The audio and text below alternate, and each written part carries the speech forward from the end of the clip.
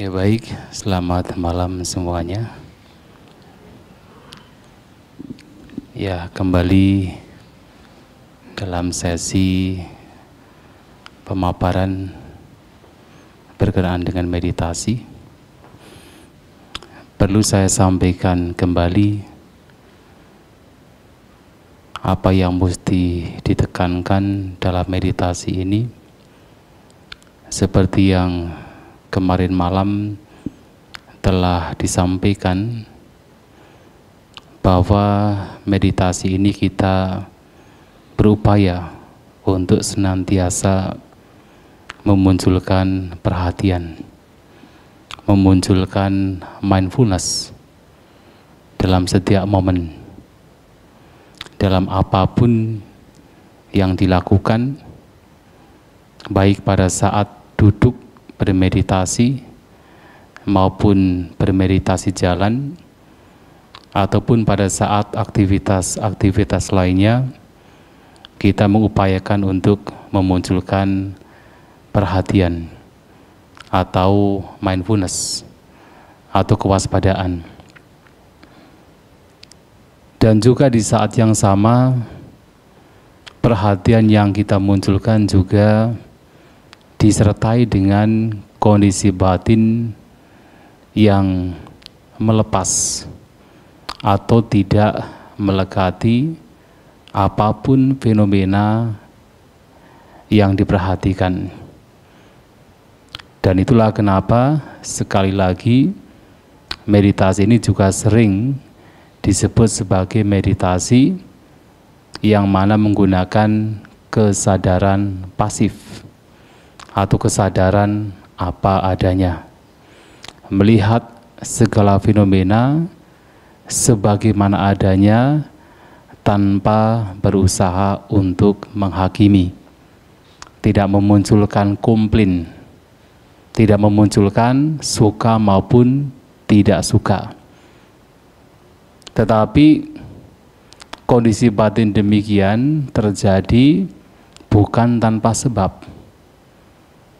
Kondisi batin demikian dimunculkan karena melihat bahwasanya yang pertama, bahwa apapun yang dialami, baik berkenaan dengan batin ataupun jasmani, sifatnya adalah tidak kekal, tidak bisa dipertahankan. Mereka hanya sekedar muncul, pada akhirnya lenyap. Dan kemelekatan terhadap apa yang sesungguhnya tidak kekal adalah penderitaan. Maka kondisi batin dalam bermeditasi adalah sadar, penuh perhatian, tetapi tidak memunculkan kemelekatan, tidak memunculkan suka maupun tidak suka. Yang kedua, alasannya juga adalah ketika batin memunculkan kesukaan terhadap apapun objek yang sedang diperhatikan, sesungguhnya pada saat itu di sana ada keserakahan. Keserakahan adalah kotoran batin, keserakahan adalah sebab mengapa kita menderita. Itulah kemudian keserakahan yang terwujud, termanifestasi ke dalam bentuk batin yang menyukai terhadap objek, bergembira terhadap objek, itu juga harus dilenyapkan.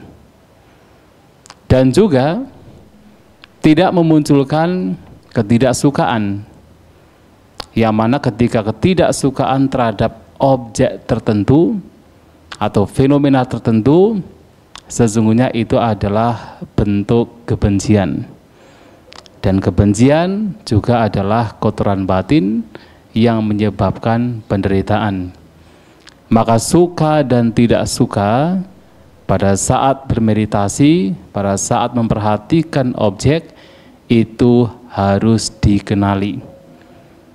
Dan setelah mengenalinya, tentu batin harus dibawa dalam kondisi seimbang lagi, yaitu memperhatikan objek tanpa diseret oleh suka maupun tidak suka, tanpa diseret oleh kelekatan.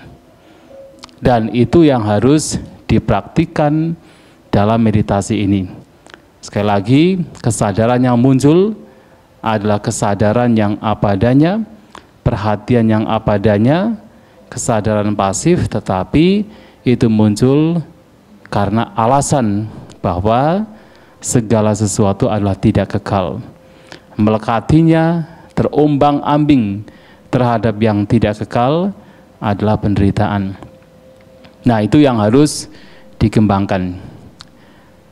Sehingga dalam praktiknya meditasi ini seringkali para guru meditasi memberikan panduan kepada kita untuk bagaimana dalam setiap kita menggunakan 6 indera kita mengupayakan untuk melihat setiap pengalaman sebagaimana adanya. Bagaimana? Ketika kita melihat objek dengan mata, kita melatih batin kita bahwa itu hanya sekadar pengalaman melihat. Kalau di dalam bahasa Pali, itu ada kalimat titik didamatang bawisati. Di dalam melihat, seseorang berlatih bahwa itu hanya sekadar pengalaman melihat. Tidak lebih dari itu. Tidak memunculkan suka maupun tidak suka.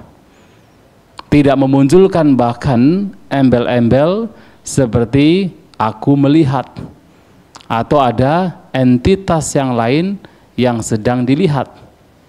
Yang ada hanya sekadar pengalaman melihat.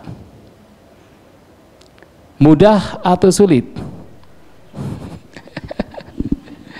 Tentu itu tidak mudah.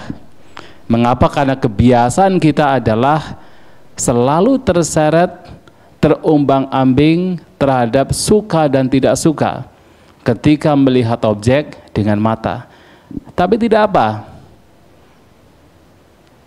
Artinya setiap kali ada suka atau tidak suka pada saat melihat, kembali disadari bahwa itu hanya sekadar pengalaman melihat. Dan sesungguhnya pada saat itu terjadi hanya betul-betul melihat sebagai pengalaman semata. Itulah yang sebenarnya disebut sebagai praktik vipassana. Di sana tidak ada suka maupun tidak suka. Di sana tidak memunculkan persepsi bahwa ada aku yang sedang melihat atau ada aku yang lain yang sedang dilihat. Yang ada hanya sekadar fenomena, sekadar pengalaman. Tetapi sekali lagi, kenapa itu hendaknya dilakukan atau dimunculkan dalam meditasi ini? Karena atas dasar kebijaksanaan, bahwa yang dilihat itu sesungguhnya adalah tidak kekal. Melekatinya adalah penderitaan. Terlebih dari itu adalah karena sesungguhnya ketika muncul pengalaman melihat, seseorang karena sudah menjadi kebiasaan selalu mengidentifikasi bahwa ada aku yang sedang melihat, dan itu sangat halus tetapi sangat mengakar. Ketika yang dilihat adalah orang lain, maka memunculkan sebuah persepsi bahwa ada aku di luar aku yang ini yang sedang dilihat. Akan tetapi kalau kita selidik lebih dalam lagi, dalam setiap pengalaman melihat, yang terjadi adalah hanya sekadar kumpulan dari berbagai macam faktor yang itu menyatu, itu berkumpul sehingga memunculkan sebuah pengalaman melihat. Dan ketika salah satu faktor saja tidak muncul di sana, maka pengalaman melihat berkenaan dengan objek yang dilihat itu tidak akan terjadi. Bagaimana? Cara kerjanya adalah ketika ada mata, kemudian ada bentuk, matanya tidak rusak, objek yang ada itu juga berada di wilayah di mana mata bisa melihat, dan kemudian ada perhatian. Ketika ketiganya itu muncul, maka muncul pengalaman melihat berkenaan dengan objek yang dilihat. Tetapi kalau seandainya salah satu dari tiga ini tidak ada, maka sesungguhnya tidak ada pengalaman melihat. Contohnya apa? Matanya tidak rusak, ada perhatian, tetapi objek itu tidak berada di wilayah di mana mata bisa melihat. Ada tidak pengalaman melihat berkenaan dengan objek tersebut? Tidak ada kan? Objek berada di wilayah di mana mata bisa melihat. Ada perhatian, tapi matanya rusak. Ada tidak pengalaman melihat berkenaan dengan objek tersebut ketika matanya rusak? Tidak ada. Mata tidak rusak. Objek juga berada di mana mata bisa melihat, tetapi tidak ada perhatian.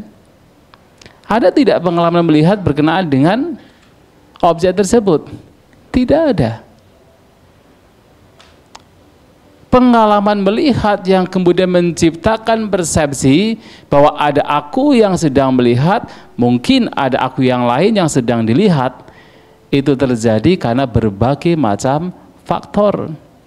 Dan faktor-faktor ini juga sifatnya hanya sekadar muncul kemudian lenyap.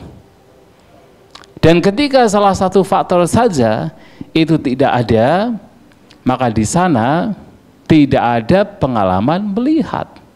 Tetapi kemudian kita menciptakan sebuah persepsi bahwa ada aku yang sedang melihat. Dalam kehidupan bermasyarakat, persepsi aku ini sesuatu yang biasa, sesuatu yang wajar, bahkan sesuatu yang dibenarkan, kan begitu. Sesuatu yang bahkan tidak perlu diperhatikan. Tetapi ingat bahwa persepsi ini pun sesungguhnya adalah sebab dari segala bentuk penderitaan. Pertengkaran, konflik, dari konflik yang sifatnya kecil, konflik keluarga, sampai pada konflik antar negara, itu disebabkan karena keakuan. Karena persepsi aku inilah yang kemudian memunculkan berbagai macam konflik yang pada akhirnya berbagai macam penderitaan itu muncul. Benar ya? Atau salah? Coba kalau kita perhatikan, mengapa kita marah dengan orang lain? Karena ada persepsi bahwa ada aku ini, aku dihancurkan, aku dirugikan, aku pokoknya diperhatikan dengan tidak baik. Muncullah kemarahan, muncullah penderitaan, ada persepsi aku. Nah, sehingga sebenarnya persepsi aku ini adalah ciptaan pikiran kita, yang mana pada kenyataannya tidak ada. Tetapi ini sesuatu yang sangat sulit untuk bisa lenyap, karena sudah mengakar begitu kuat. Kalau dalam Buddhis sudah mengakar dari kehidupan yang lampau. Kalau kita tidak percaya dengan kehidupan yang lampau, sudahlah, bahwa ini sudah mengakar sejak kita lahir.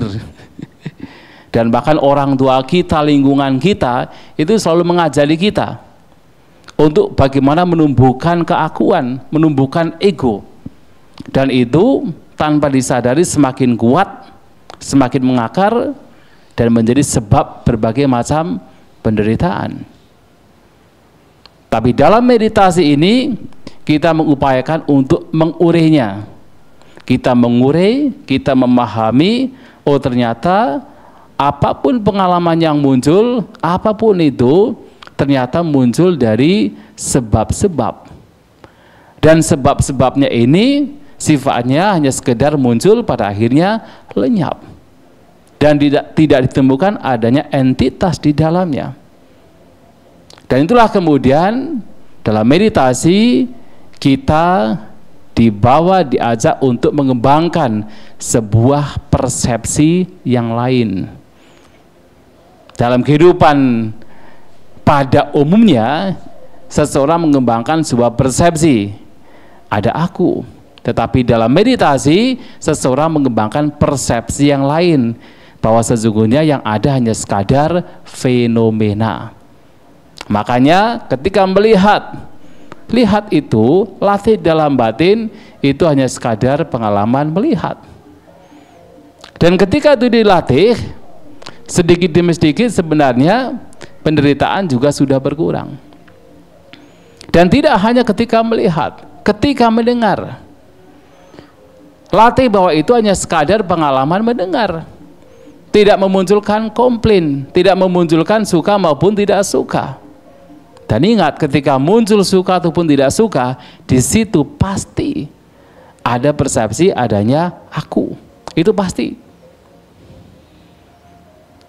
Makanya dalam meditasi ini, pada akhirnya, walaupun kita duduk memperhatikan objek, kemudian suara terdengar, ada dangdutan di sana, tidak kemudian memunculkan kemarahan. Kalau masih memunculkan kemarahan, artinya masih terseret oleh ketidaksukaan. Dan artinya pada saat itu tidak membawa batinnya untuk melihat segala sesuatu sebagaimana adanya. Artinya tidak bisa berdamai dengan situasi dan kondisi yang ada.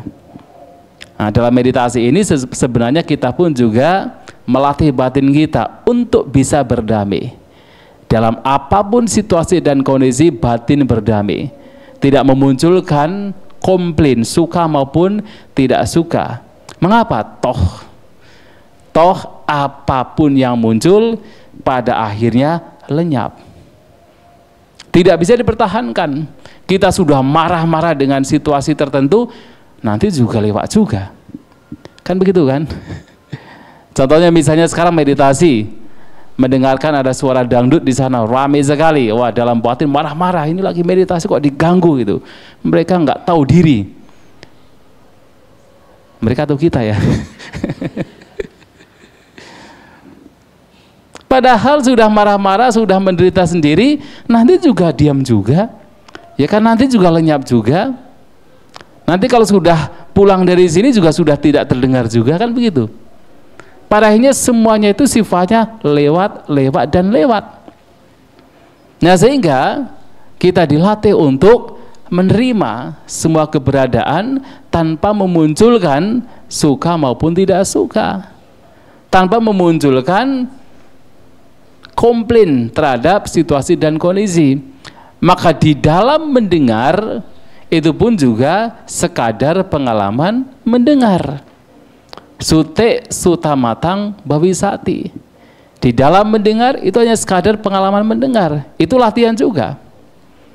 Tetapi lagi dan lagi itu sesuatu yang tidak mudah. Karena sekali lagi batin kita sudah terbiasa untuk terseret, untuk menghakimi, untuk kemudian merespon setiap suara yang terdengar. Dan meresponnya biasanya dengan suka dan tidak suka.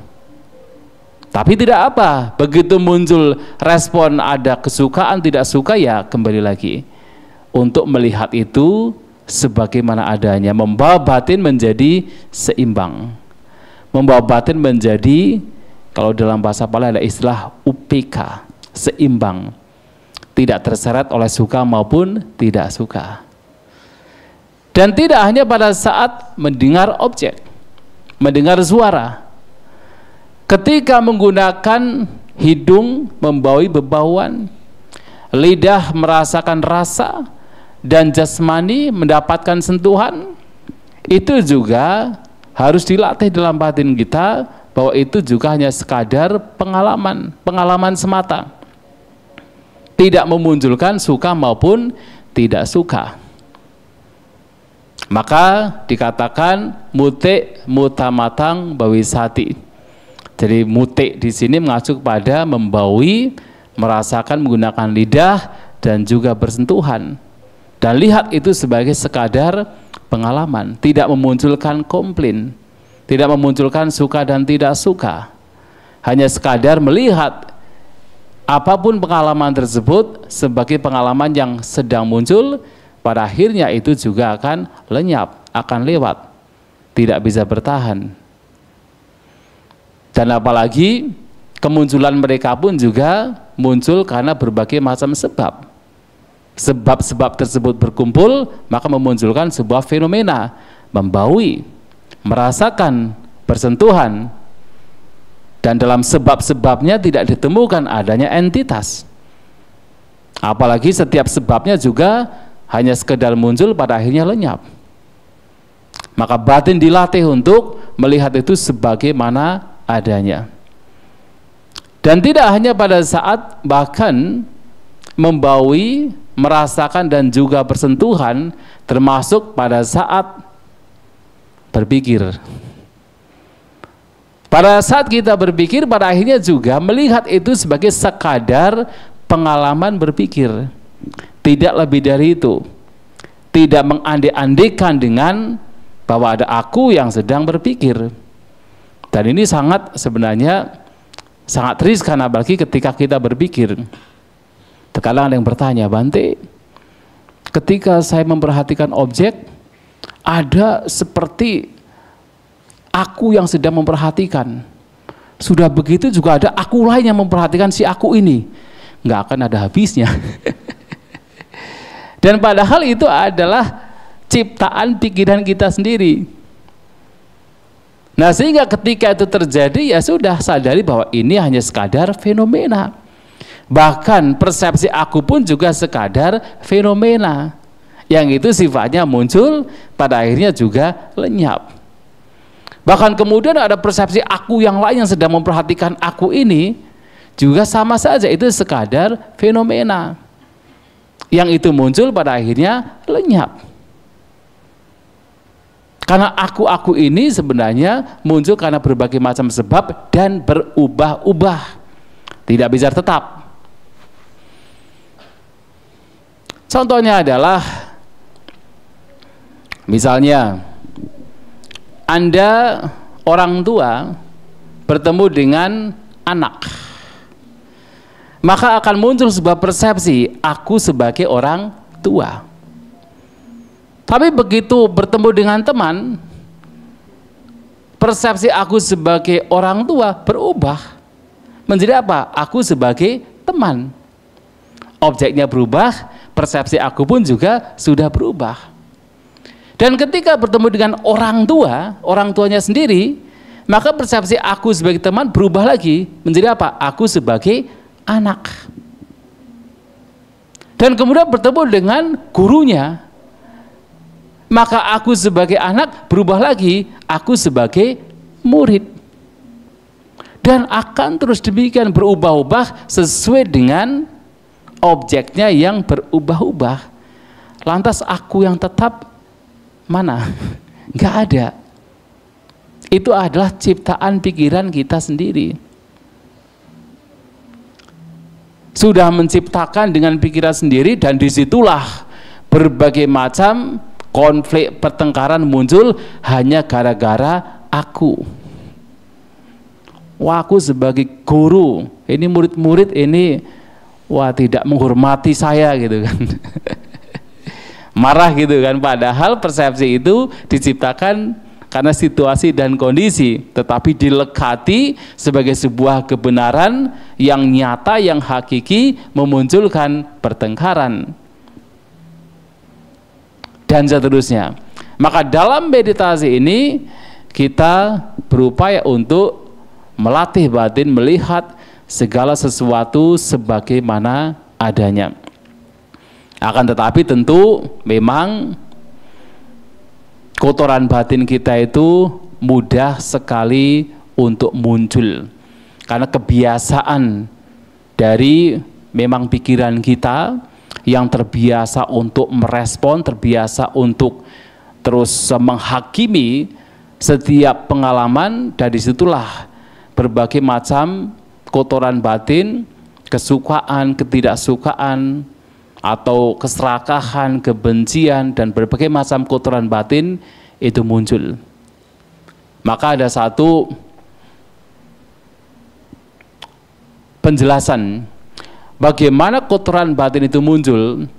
Tentu munculnya karena 6 indera kita. 6 indera yang kontak dengan objeknya, maka di sana memunculkan berbagai macam kotoran batin. Sebagai contohnya adalah ketika mata melihat objek. Nah, ketika mata melihat objek, ada mata, ada objek, maka di situ akan memunculkan kesadaran berkenaan dengan mata, kesadaran berkenaan dengan melihat. Ada batin yang mengetahui berkenaan dengan melihat. Dan ketika ketiganya berkumpul, ada mata, ada bentuk, ada kesadaran mata, maka di sana muncul yang disebut sebagai kontak, sentuhan. Bukan kontak HP ya, sentuhan. Ada istilah phasa. Dan ketika muncul sentuhan karena 3 hal ini, maka akan muncul perasaan.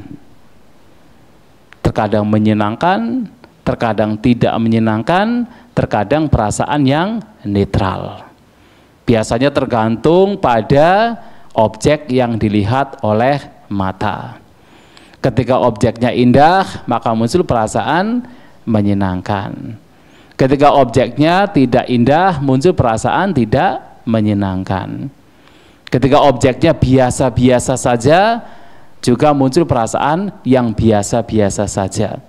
Tidak senang, tapi juga tidak benci. Nah, ketika muncul perasaan, nah disitulah kemudian muncul pengenalan.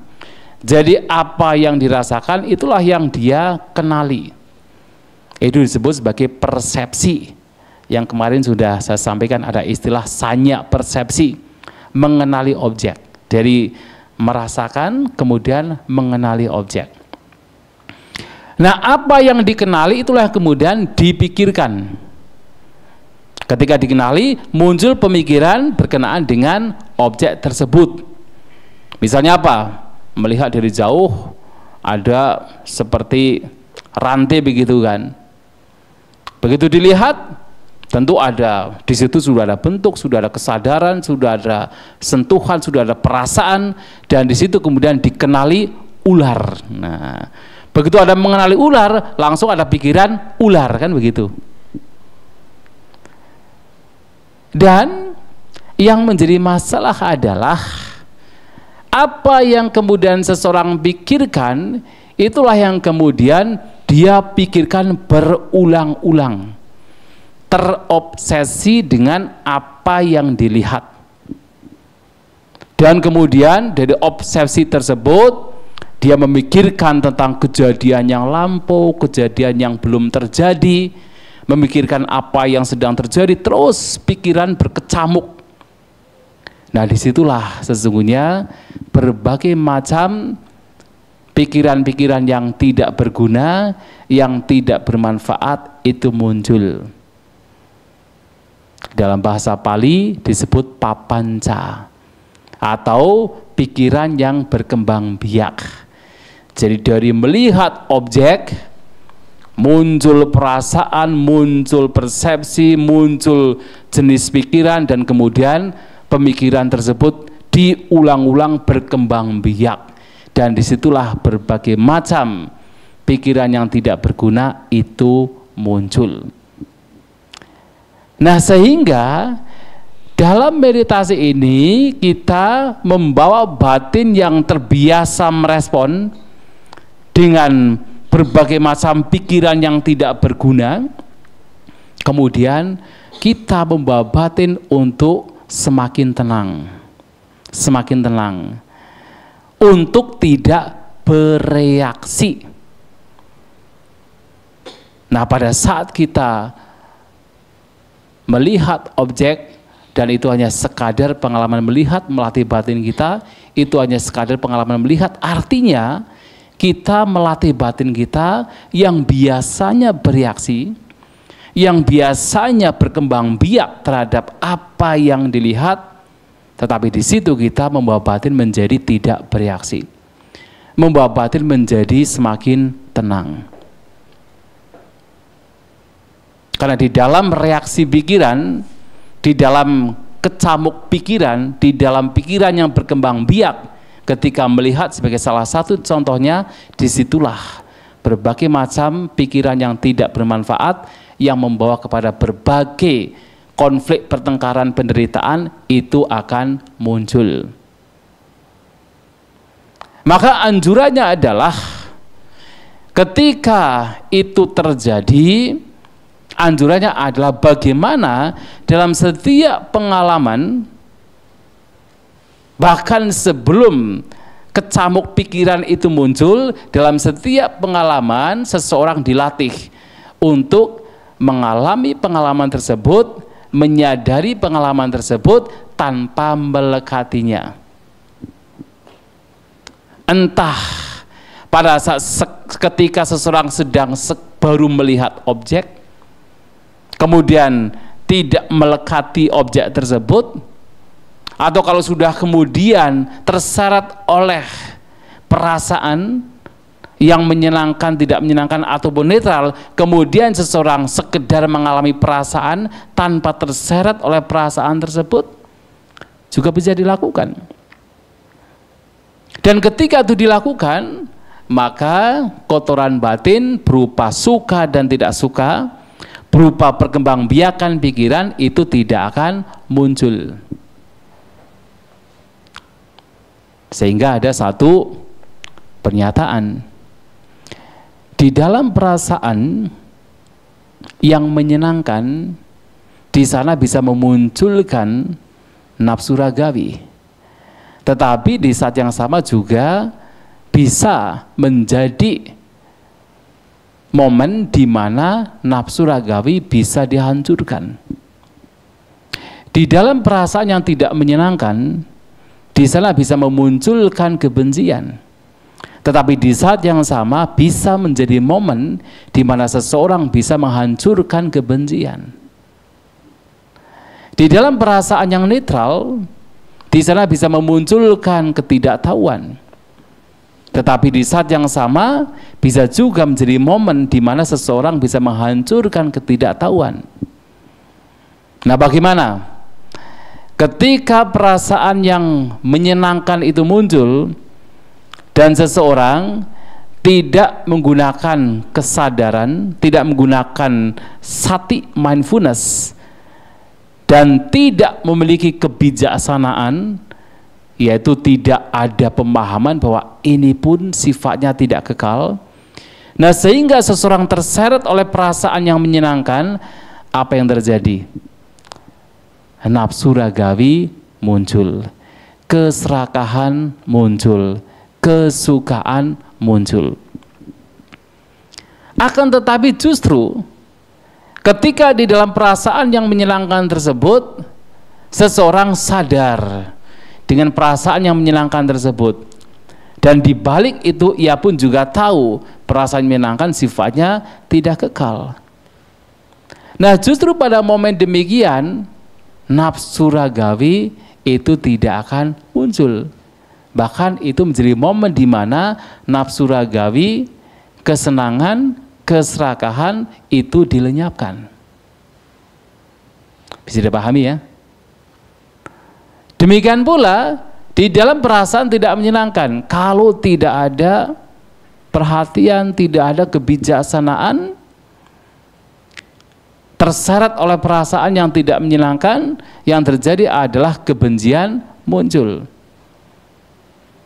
Tetapi ketika kemudian seseorang sepenuhnya sadar terhadap perasaan yang tidak menyenangkan, dan ia tidak melekati perasaan yang tidak menyenangkan tersebut, sehingga tidak memunculkan kebencian, ia tidak melekati atas dasar bahwa ini pun juga sifatnya tidak kekal, sehingga tidak memunculkan kebencian. Artinya kebencian itu dilenyapkan ketika perasaan yang tidak menyenangkan itu muncul.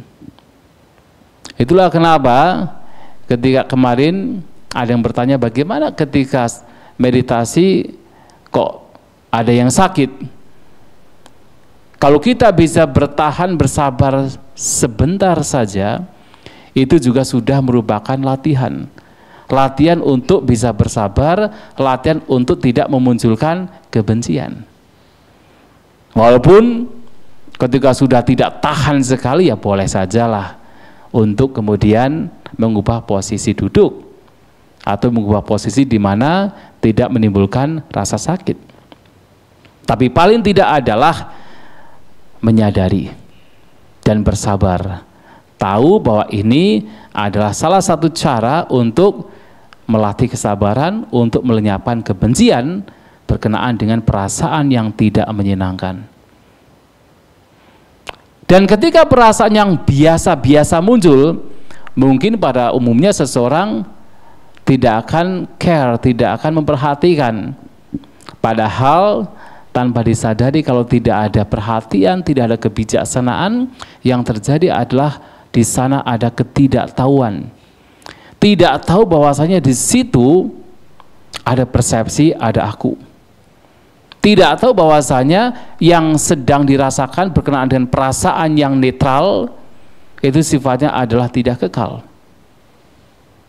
Tetapi ketika seseorang sadar sepenuhnya dengan perasaan yang netral tersebut dan melihat itu sebagaimana adanya, tidak melekat, tidak pula menolak, sekedar melihat sebagaimana adanya, maka di situ muncul pemahaman bahwa ini pun juga sifatnya muncul, pada akhirnya lenyap, tidak kekal.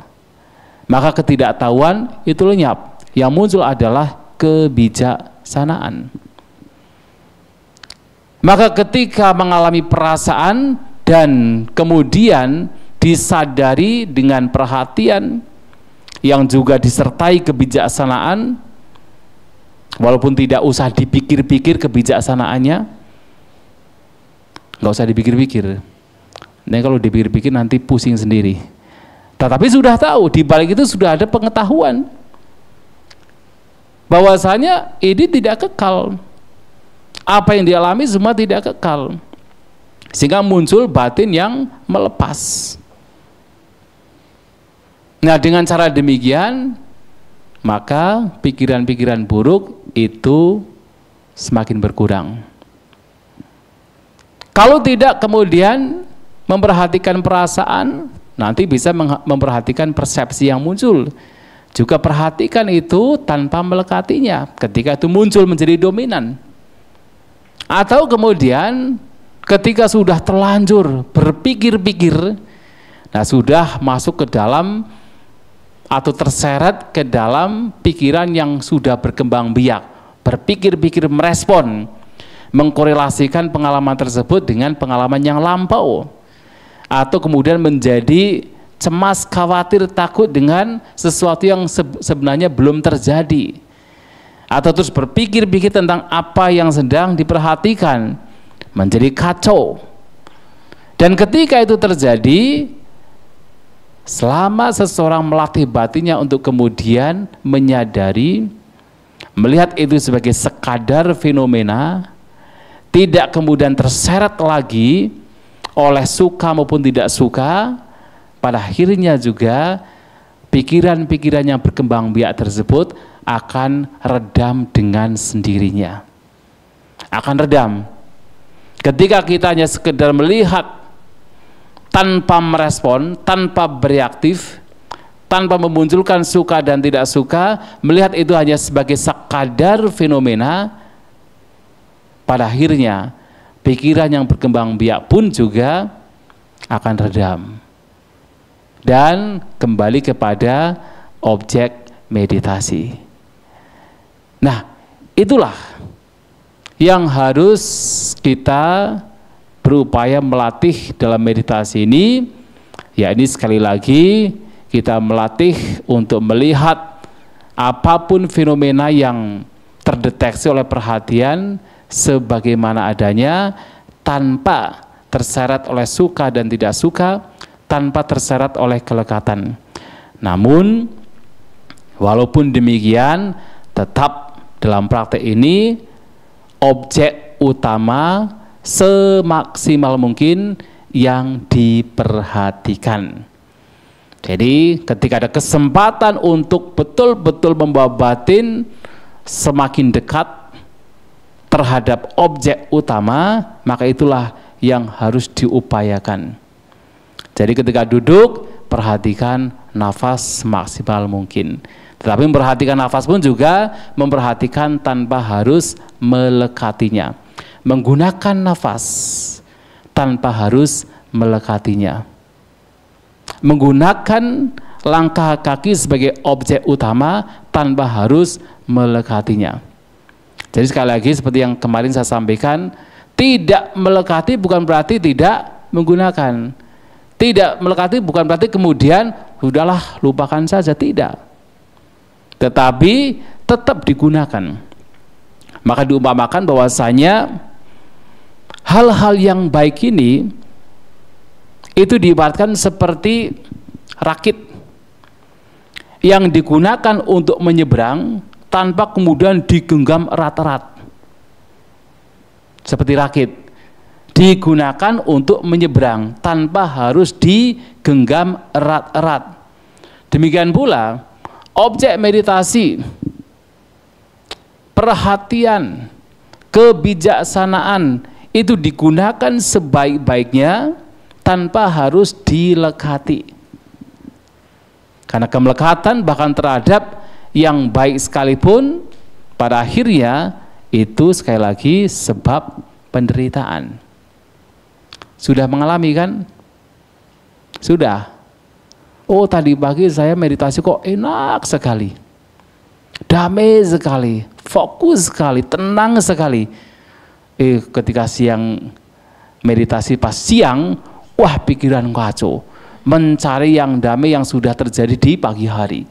Tanpa disadari melekati terhadap yang menyenangkan, yang membahagiakan, yang mendamaikan, yang dialami pada saat pagi hari.